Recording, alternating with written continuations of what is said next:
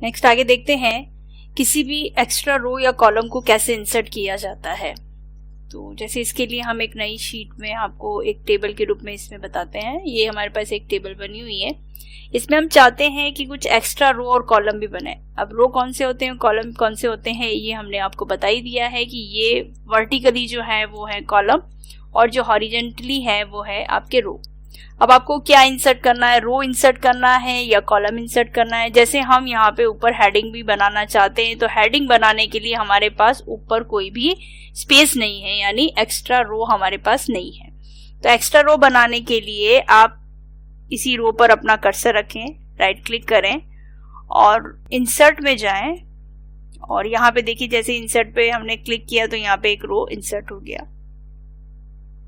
Right click करेंगे, insert पे click करेंगे तो देखिए यहाँ पे रो बन गई। दो रो हमने यहाँ पे एक्स्ट्रा इंसर्ट कर दी। उसी तरीके से आप होम टैब के अंदर इंसर्ट में भी देख सकते हैं, इंसर्ट शीट रो।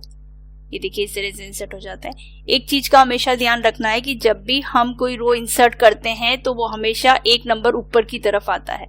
जैसे हमें टेबल के बीच में कई रिक्वायरमेंट है, एक स्टूडेंट का नाम और डालना है, तो हमने ये वाला रो सेलेक्ट किया। अब सेलेक्ट करने का मतलब ये नहीं कि आप माउस से पूरा सेलेक्ट करें, ये पूरा रो जो है वो लास्ट तक सेलेक्टेड है। राइट क्लिक करो या फिर इंसर्ट में जाके आप यहाँ से इंसर्ट शीट रो करो, तो जहां पे हमारा कर्सर है उसी के ऊपर की तरफ एक रो बनेगा, ना कि नीचे की तरफ बनेगा। हमेशा एक नंबर ऊपर की तरफ ही रो बनता है। तो इंसर्ट शीट रो करेंगे तो यहाँ पे देखिए एक एक्स्ट्रा रो बन गया है।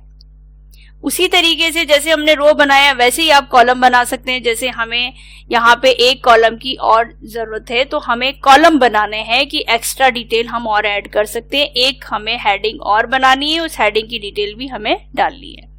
तो जहां आपका कर्सर है, जैसे हमें इन दोनों के बीच में लेना है, या स्टार्टिंग में हमने सीरियल नंबर नहीं डाला, रोल नंबर नहीं डाला या स्कॉलर नंबर नहीं डाला, तो स्टार्टिंग में लेना है। तो जहां आपका कर्सर है उसी की आगे की तरफ एक कॉलम बनेगा। तो राइट क्लिक करेंगे कॉलम के ऊपर अपना कर्सर रखकर और इंसर्ट में जाएंगे तो देखिए यहाँ पे एक कॉलम नया और बन जाता है। तो कहाँ बना, हमारा कर्सर जहां था, हमारा कर्सर यहाँ था तो उसी के आगे की तरफ बना। अगर हमारा कर्सर उसके पीछे की तरफ होता, यानी उस नाम के पीछे वाले कॉलम की तरफ होता, तो इन दोनों के बीच में बनता। देखिए यहाँ पे हमारा अभी कर्सर है सी कॉलम पर, तो इंसर्ट में हमने यहाँ पे इंसर्ट शीट कॉलम किया तो इसी के आगे की तरफ एक कॉलम बन गया। तो जहां आपका कर्सर होता है उसी के अकॉर्डिंग आगे की तरफ एक रो या एक कॉलम बन जाता है।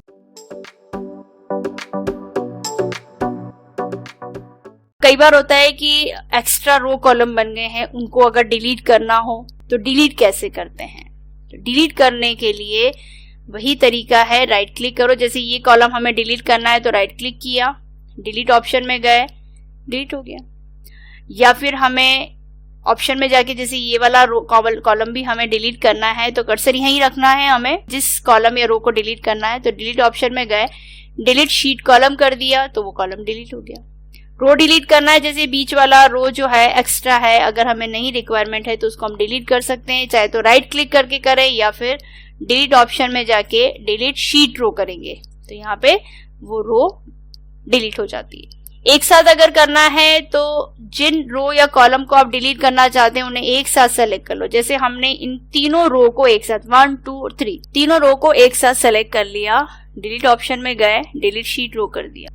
तो इस तरह से वो एक्स्ट्रा रो जो थी वो डिलीट हो चुकी है।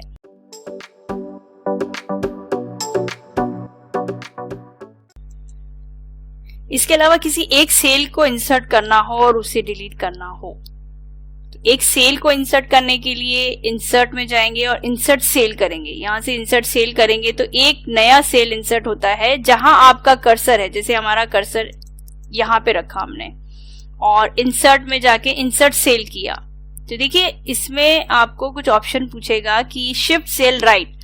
अगर हम इस डेटा को राइट साइड में शिफ्ट करें, क्योंकि एक नया सेल बनेगा तो आसपास चारों तरफ इसके डेटा लिखा हुआ है, तो इस डेटा का क्या करना है वो पूछता है आपसे। तो सेल को अगर हमें यानी वो वाला डेटा राइट साइड में शिफ्ट करना है तो राइट वाला, अगर हमें वो डाउन में शिफ्ट करना है तो शिफ्ट सेल डाउन करेंगे। तो देखिए पहले हम ये ऑप्शन लेके देखते हैं शिफ्ट सेल राइट, तो क्या होगा, ये देखिए सारा डेटा राइट साइड में शिफ्ट हो गया, एक नया सेल इंसर्ट हो गया। इसको एक बार कंट्रोल Z करो। दूसरा ऑप्शन लेके देखते हैं, इंसर्ट सेल में गए शिफ्ट सेल डाउन, ये शिफ्ट सेल डाउन किया तो ये डाउन में चला गया और एक नया सेल बन गया। सेम उसी प्रोसेस में हम रो, कॉलम और सेल को इंसर्ट करते हैं, वैसे ही हम उनको डिलीट भी कर सकते हैं। डिलीट कैसे करेंगे? अगर हमें सेल ही डिलीट करना है तो ये सेल हमने एक्स्ट्रा बनाया, इसको वापस अगर डिलीट करना है तो डिलीट में जाएंगे और डिलीट सेल कर देंगे। वापस इसमें ऑप्शन पूछा जा रहा है कि राइट वाला डेटा लेफ्ट में लेना है या डाउन वाला डेटा अप में लेना है, तो हमने डाउन साइड में लिया था तो हम वापस इसको अप कर देते हैं, शिफ्ट सेल अप, तो वहां से एक सेल डिलीट हो जाएगा और वापस डेटा सही ढंग से अरेंज हो जाएगा।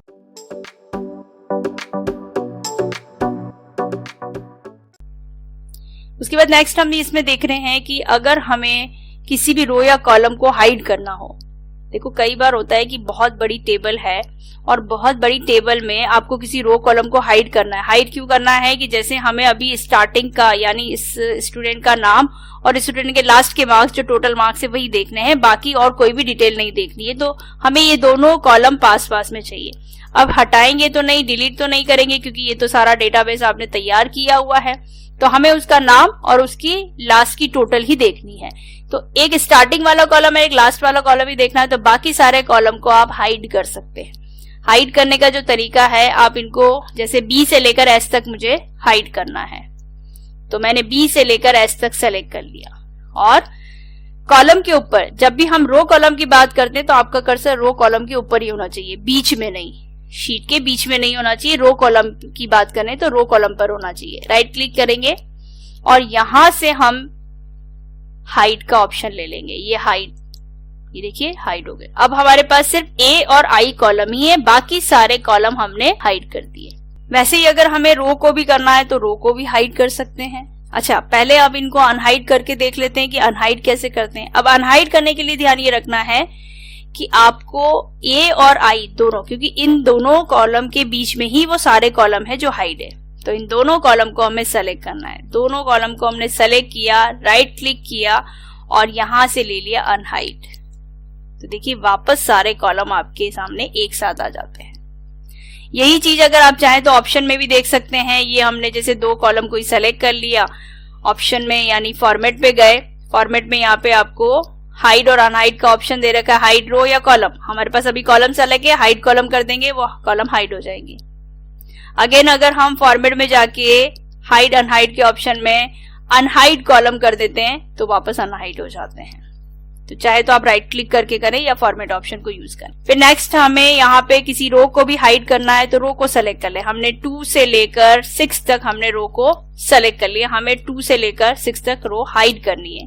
रो पे अपना कर्सर रखें, राइट क्लिक करें और यहां से आप हाइड का ऑप्शन ले लें। देखिए यहाँ पे वो हाइड हो जाता है।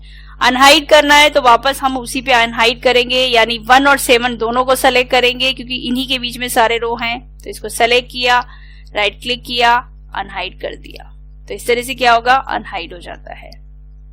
तो इस तरह से रो कॉलम को हम एडजस्ट कर सकते हैं।